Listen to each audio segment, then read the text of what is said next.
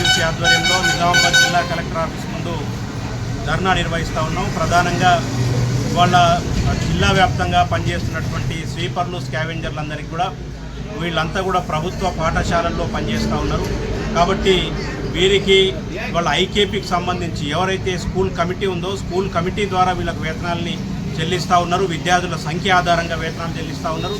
అది సరైనటువంటి పద్ధతి కాదు. ఇవాళ కొంతమంది ఆ గ్రూపుకు సంబంధించినటువంటి వ్యక్తులు కానీ హెచ్ఎంలు కానీ వీళ్ళకి ఇచ్చేటటువంటి జీతాల్లో కోత విధిస్తూ తక్కువ వేతనానికి వీళ్ళకు పని తీసుకుంటూ ఉన్నారు.